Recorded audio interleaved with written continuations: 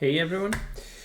Today I am going to build a list because one of the most common requests that I get is, could you make me a dark 1942 list, or could you make me a competitive French army based on US equipment?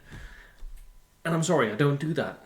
This is Bold Action Tutorials by Bo Mortensen. I do competitive bold action. All that limiting yourself to this type of selector, these type of units, I don't do that. That's not what this channel is all about.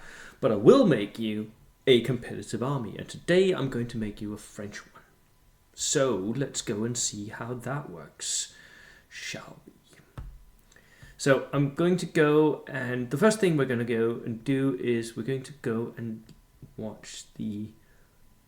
look at the PDF, the French PDF, right? So this is it. This is the French Army Special Rules. So you have forward artillery doctrine with the artillery observer that can call down a barrage twice per game, which is cool. That makes him like half price or something. And then we have the highly motivated reserves. Inexperienced units can lose pins if they're within 12 of enemy units. Not massively useful. We don't want our inexperienced infantry to be anywhere near enemies anyway. And then we have the access to a VB launcher. Now, France actually has quite a nice roster of units, so it's like got a pretty broad spectrum of different units that you can pick from. And I'm going to try and build a very specific type of army here based on that. And I'm going to do that in Easy Army. So here we go. So this is Easy Army. Link for both the PDF and for Easy Army is in the description. Easy Army is the best, cheapest, easiest army builder that there is for bold action.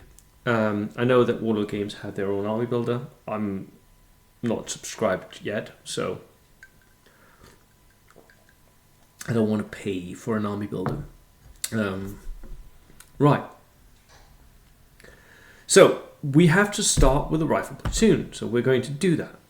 That's not a massive detriment for us because, army. Oh, and by the way, I'm going to build an 1100 points just because what I'm looking at now is going to the WTC. I just got an offer from an American team that I think I'm going to join. So I may be playing as a mercenary fighting for the Americans next year. Right, we're going to take inexperienced platoon commanders. Why? Because it's the cheapest way to gain access to their morale bonus. Then we have to take some infantry.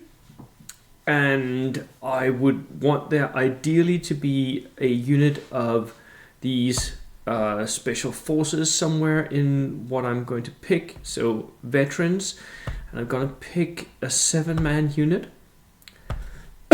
These are expensive, and they are expensive because I'm going to give them a lot of submachine guns.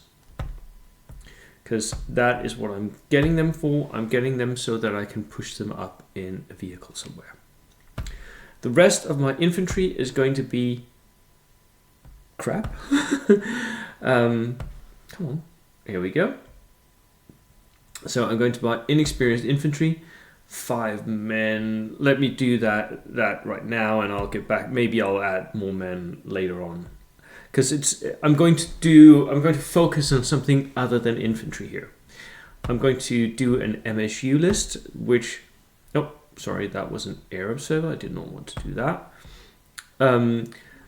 MSU with a bunch of pipe lading. I want there to be a lot of small units, but I want to have so much HE.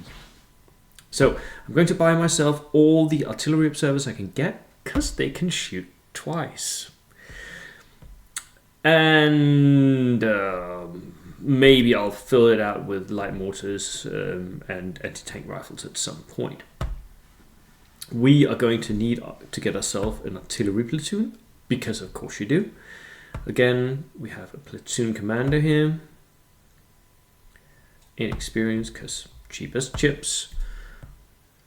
And then we shall get ourselves anti-aircraft guns, AA guns. Why? Because they are goddamn awesome. Look at that. 35 points for a light autocannon. That's just so cheap. So I'm getting myself at least 2 of these. Anti-aircraft gun, anti-aircraft gun. Here we go. Regular anti-aircraft gun. You know what? They're just so cheap. Why not take 3? Right. I may go back, look at them later and say I need more of that or that. Now, the next thing we need some kill power here, right? That is going to be our direct shooting. So we need to get some actual kill power, and for that we need armor. So we have the Char, here we go. Char B. Oh, that is a hefty price to pay. But it's got the hull mounted light howitzer. That's and a turret mounted light AT gun. That's the one we want. Oh.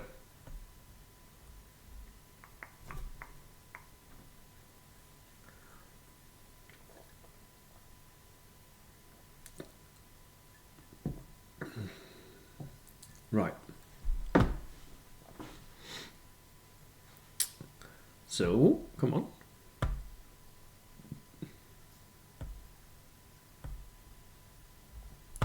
We need vehicle command rule for this, because it hasn't already got it. At this point, we've spent almost 600 points. Not a lot. And then we can go and get... what should we do? Are we feeling porties? Or if...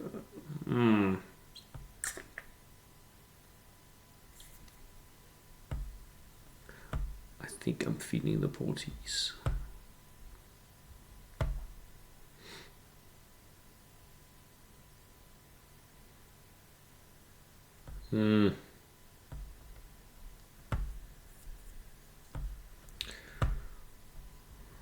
What about the armored cars?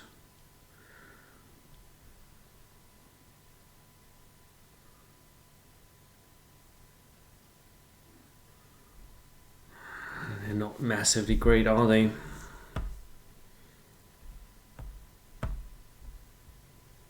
The AMC half track. It's got low velocity and yeah. Ah.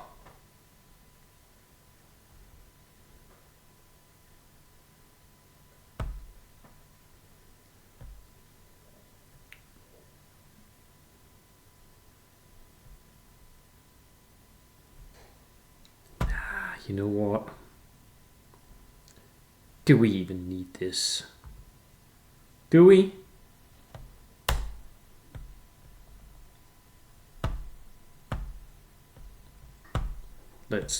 Let's not do an armored platoon here, because what I really want to do here is I want to build a leafblower list, and you know what? The Char B is good for that, but it's also pretty much it's a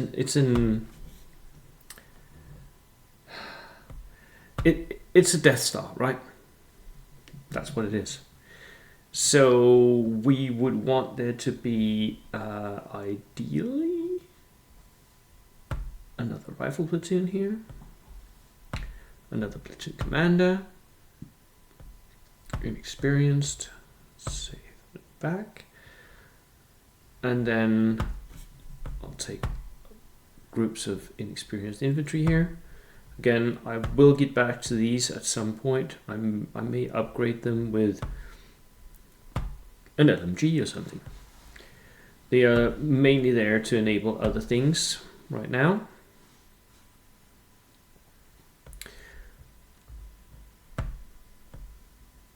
And another artillery observer. There we go. Regular. Perfect. Okay. So that's our 530 points. Now, let's do heavy weapons. Because these are going to be our... We're going to shoot you to bits. And there are several different options we can go with here.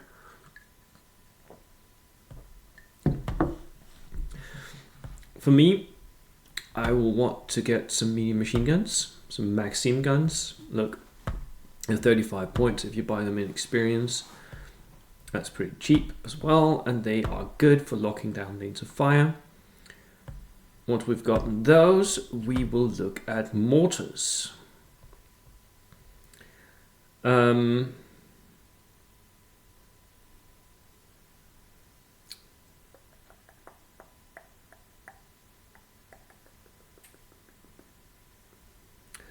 Yep, inexperienced light mortar. You just can't beat it for your utility here. It's got the range. It can deliver the pins. It can, because we've got many of them, we can still, you know, we can keep pumping out the shots. They're not massively killy, but we've got other stuff for that. And I'll even add one more of these machine guns. Then a couple of AT rifles. These I would want to run regular, 25 points for an AT rifle. That's also pretty cheap.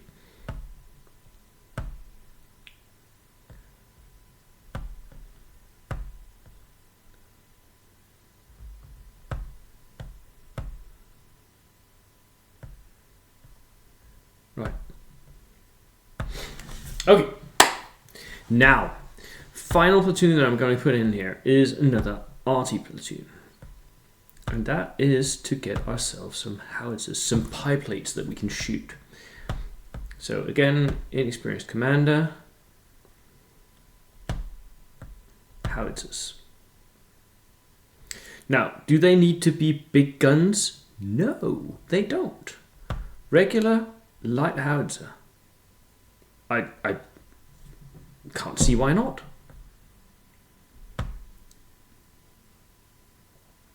They're going to be shooting directly most of the time because indirect shots, not great.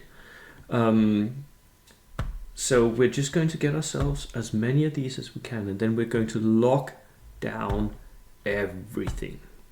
Everything is going to get shot to pieces if it stands in front of this army. That's the main idea here. 3 howitzers. Yep. That is good.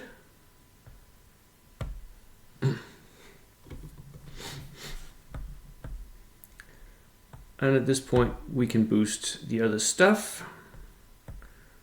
I think we can get ourselves one more AA gun as well. The AA guns are going to be our anti-tank weapons. So if the enemy shows up with a tank platoon, we're going to pin them down while the artillery observers and everything else just shoots them to bits, right? And we're going to get as many of these inexperienced mortars and anti-tank rifles as we can.